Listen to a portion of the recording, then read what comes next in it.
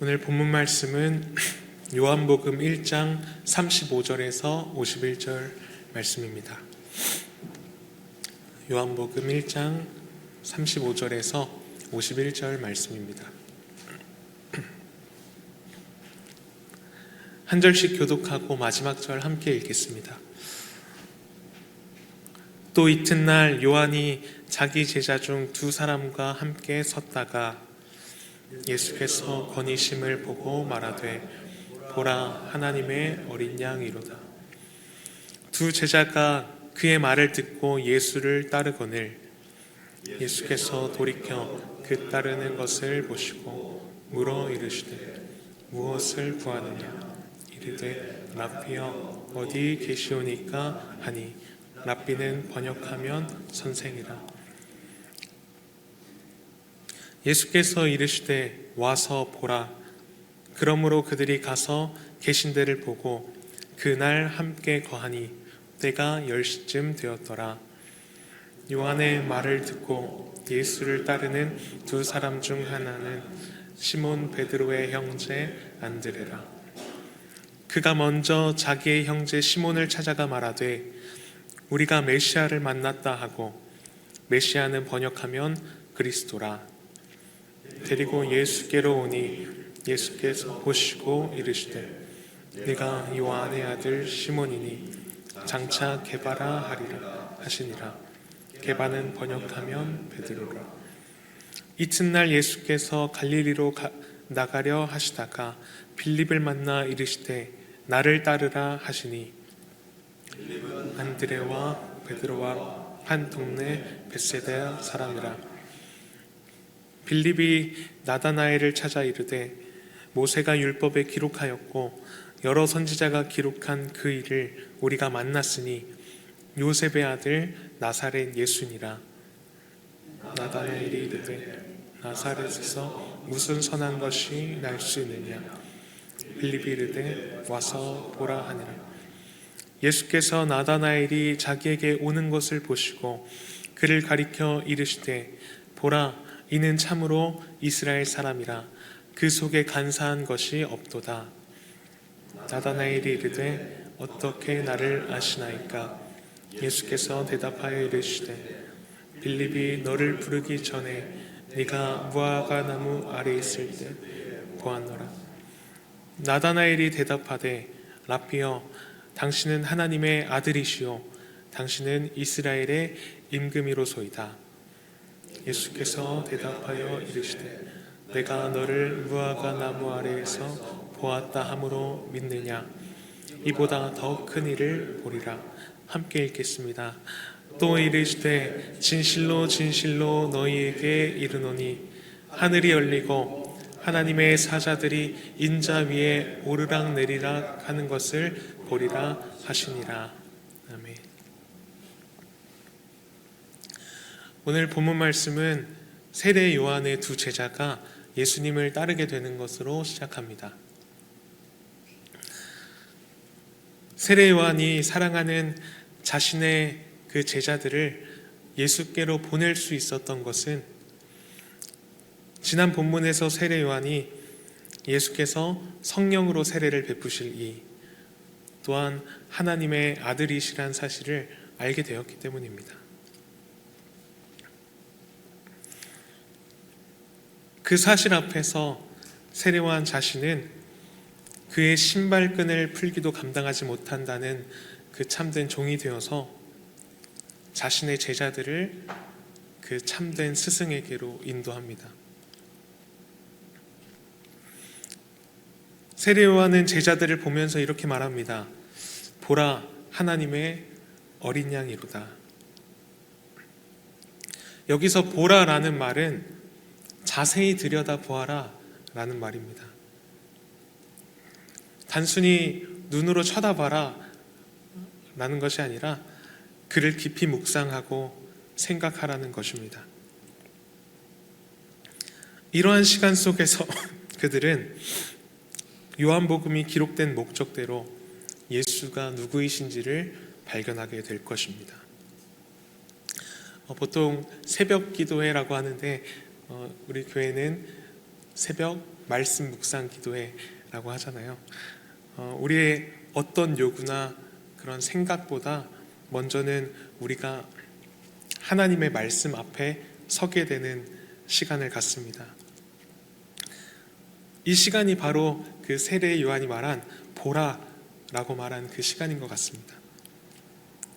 그래서 우리가 말씀을 묵상하고 예수님을 깊이 바라보는 이 시간 가운데 우리는 예수님이 누구인지를 발견하게 되고 또 그분으로 말미암는 참된 생명으로 또 우리에게 주어진 삶을 살아가게 되는 것입니다.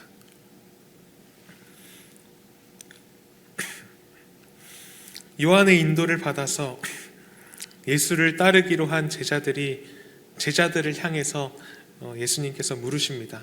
무엇을 구하느냐? 예수님은 자신을 따르기로 한 그들의 마음의 동기를 물으신 것입니다. 이르되 랍비여 어디 계시오니까? 예수님을 향하여 랍비여라고 부르는 이들은 아직까지는 예수님이 누구신지 밝히 알지는 못했지만 그들이 원했던 것은 주님이 계시는 곳, 어디 계십니까? 다른 어떤 자신의 욕심이나 자신의 생각, 목적이 아니라 주님께서 거하시는 그곳에 나도 함께 있기 원합니다. 내가 구하는 것은 바로 당신입니다. 주님께서 계시는 곳입니다. 라는 고백을 합니다.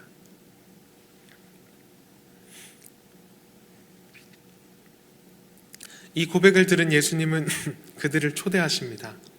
와서 보라. 주님께서 거하시는 곳에 그들은 와서 그를 보고 그와 함께 거합니다. 그들이 본 것은 그가 계신 곳, 그가 거하신 곳이라 나와 있는데 14절은 그들이 본 것을 조금 더 자세히 말하는 것 같습니다. 말씀이 육신이 되어 우리 가운데 거하심에 우리가 그의 영광을 보니 아버지의 독생자의 영광이요 은혜와 진리가 충만하더라. 그들은 주님과 함께 거하면서 그의 영광, 독생자의 영광, 또 그와 함께 거하는 삶 속에 은혜와 진리가 충만함을 느꼈습니다. 이후 예수님을 향한 그들의 호칭이 바뀝니다. 그가 먼저 자기의 형제 시몬을 찾아가 말하되 우리가 메시아를 만났다. 과거에는 랍비어라고 부르면서 랍비라고 고백했지만 이제는 그와 함께 거하며 그의 영광을 보고 그분이 바로 우리가 기다려온 메시아임을 고백합니다. 그들의 이 고백은 형제와 이웃을 향한 고백으로 세례 요한에서 시작해서 이제는 예수님의 제자가 된 안드레와 또 다른 제자, 또 그의 형제 베드로, 빌립에게까지 전해지고 마지막으로 오늘 본문에 나타나는 나다나엘에게까지 전해줍니다. 빌립이 나다나엘을 찾아 이르되 모세가 율법에 기록하였고 여러 선지자가 기록한 그 일을 우리가 만났으니 요셉의 아들 나사렛 예수니라. 예수님은 모세가 율법에 기록하고 여러 선지자가 기록한 바로 그분, 구약의 성취자이십니다. 예수님께서도 5장 39절에서 이렇게 말씀하십니다. 너희가 성경에서 영생을 얻는 줄 생각하고 성경을 연구하거니와 이 성경이 곧 내게 대하여 증언하는 것이니라. 그리고 빌립은 예수님을 요셉의 아들 나사렛 예수라고 소개합니다. 이 소개는 예수께서 참 사람 되심과 어쩌면 그 메시아가 그들의 기대와는 다른 모습임을 말하는 것 같습니다. 빌립의 소개에 대해서 나다나엘이 이렇게 대답합니다. 나사렛에서 무슨 선한 것이 날 수 있느냐? 당시 유대인들은 메시아가 예루살렘에서 출현할 것이라는 생각이 보편적이었습니다. 그리고 반대로 나사렛은 이 당시에 매우 보잘것없는 지역이었고 메시아가 출현할 것이라는 기대가 전혀 없던 곳이었습니다. 이 나다나엘의 말은 당시 모든 사람의 보편적이었던 그 생각을 대표해서 말해주는 것 같습니다. 그러나 빌립은 당당하게 말합니다. 와서 봐라. 예수님께서 처음에 그 제자들에게 하셨던 말씀입니다. 그러나 이제는 예수님이 아닌 빌립을 통해서 초대되어집니다. 빌립의 말을 듣고 나다나엘은 예수께 나아갑니다. 그리고 예수님은 나다나엘을 바라보셨습니다. 예수께서 나다나엘이 자기에게 오는 것을 보시고 그를 가리켜 이르시되 보라, 이는 참으로 이스라엘 사람이라. 그 속에 간사한 것이 없도다. 나다나엘이라는 인물에 대해서 누구인지에 대해서는 어떤 학자들은 예수님의 제자 바돌로메다라고 보는 사람도 있지만 성경에서 정확히 말하고 있지 않기 때문에 알려진 바가 없고, 오늘 본문 안에서 이 인물은 참 이스라엘의 모습을 보여주고 있습니다. 예수님께서 바라보시는 나다나엘, 그 참 이스라엘의 특징은 그 속에 간사한 것이 없는 사람들입니다.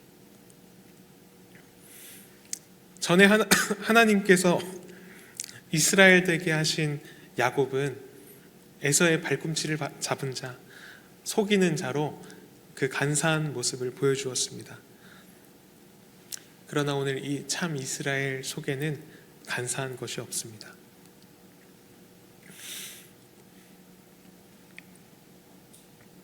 나다나엘이 예수님께 묻습니다.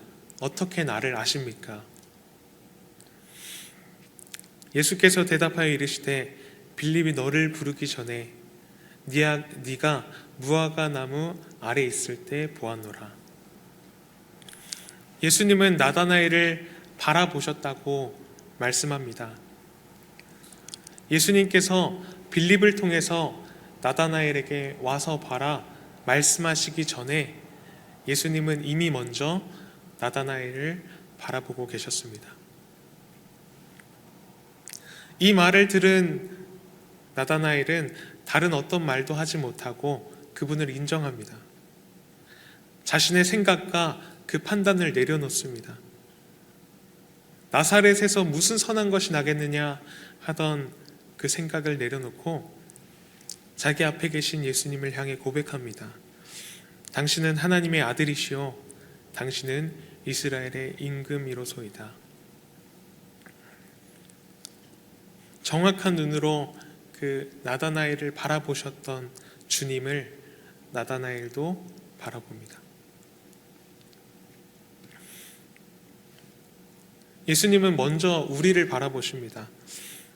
우리가 주님을 바라보기 전에 예수님은 우리가 누구인지, 우리가 무엇을 구하는지, 우리의 삶이 어떠한지 정확한 눈으로 바라보고 계신 것입니다. 우리는 그 주님의 시선 앞에서 우리의 생각과 판단을 내려놓아야 합니다. 그럴 때 우리도 주님을 바라볼 수 있게 됩니다. 주님과 내가 거짓없는 마음과 시선으로 서로를 바라보는 삶,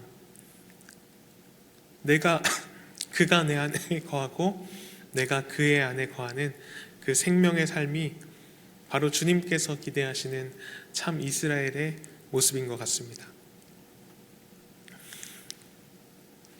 나다나엘이 그곳에서 무엇을 하고 있었는지는 알 수 없습니다. 단지 그가 무화과 나무 아래에 있었다고 기록합니다. 이 무화과 나무는 전통적으로 이스라엘 백성들을 의미해 왔습니다. 구약의 여러 본문은 이스라엘 백성을 비유하는데 이 무화과 나무를 사용합니다. 그들은 무화과 나무의 풍성함 같이 이스라엘의 풍요를 기대하는데 그것은 메시아의 오심으로 성취되는 것이었습니다. 스가랴 3장 10절입니다. 만군의 여호와가 말하노라. 그날에 너희가 각각 포도나무 아래와 무화과나무 아래로 서로 초대하리라. 여기서 그날은 9절에 이 땅의 죄악을 제거하시는 그날을 말하는데, 그것은 세례 요한이 선포한 메시아, 세상의 죄를 지고 가시는 하나님의 어린 양과 같습니다. 그래서 오늘 이 나다나엘이 머무른 자리, 이 무화과나무 아래는 참된 이스라엘을 꿈꾸었던 자리이고 메시아를 기다려왔던 그 자리로 볼 수 있습니다. 자신을 향해 하나님의 아들이시요 이스라엘의 임금이라 고백한 나다나엘을 향해서 예수님은 더 큰 일을 보게 될 것이다 라고 말씀하십니다. 또 이르되 진실로 진실로 너희에게 이르노니 하늘이 열리고 하나님의 사자들이 인자 위에 오르락내리락 하는 것을 보리라 하시니라. 하늘이 열리고 하나님의 사자들이 오르락내리락 하는 장면은 베델에서 야곱에게 보여진 장면을 떠올리게 합니다. 그곳에서 하나님은 아브라함에게 하셨던 약속을 야곱에게 말씀하십니다. 내 자손이 티끌같이 많아질 것이다. 땅의 모든 족속이 너로 말미암아 복을 받게 될 것이다. 그리고 잠에서 깬 야곱은 두려워서 하늘에 닿은 그 계단이 있던 그곳을 하나님의 집이요 하늘의 문이라고 말합니다. 하늘이 열리고 하나님의 사자들이 인자 위에 오르락내리락 하는 것은 우리가 바라보고 우리 안에 거하시는 그 예수님께서 바로 하나님의 집이 되시고 예수님께서 하늘과 땅을 연결하시는 하늘의 문이 되심을 말해주고 있는 것입니다. 오늘 말씀을 통해서 우리는 주님을 바라보는 우리의 내면을 점검하게 되는 것 같습니다. 무엇을 구하느냐 라고 물으신 주님은 나다나엘의 깊은 내면과 그의 자리를 바라보셨습니다. 우리는 그 주님 앞에 우리의 어떤 욕심이나 고집을 내려놓아야 할 것입니다. 어린 양으로 오신 메시아, 고난받는 종의 모습, 나사렛이라는 그 보잘것없는 곳. 그 당시에 유대인들은 메시아를 기다렸지만 그 자신의 생각에 갇혀서 자신의 생각을 내려놓지 못해서 주님을 볼 수 없었습니다. 우리도 마찬가지입니다. 주님을 보겠다고 하면서 내 고집을 내려놓지 않거나 메시아를 기다리기보다 그저 무화과나무 아래 앉아있는 것으로 남들 눈에 존귀 여김 받는 것을 즐기는 그런 우리의 간교한 모습에서 돌이켜야 할 것입니다. 이 시간 계속해서 묵상을 이어나가실 때 우리가 구하는 것은 다른 것이 아니라 바로 주님 거하시는 그곳입니다 라는 이러한 마음과 그런 자세로 함께 묵상을 이어나가셨으면 좋겠습니다.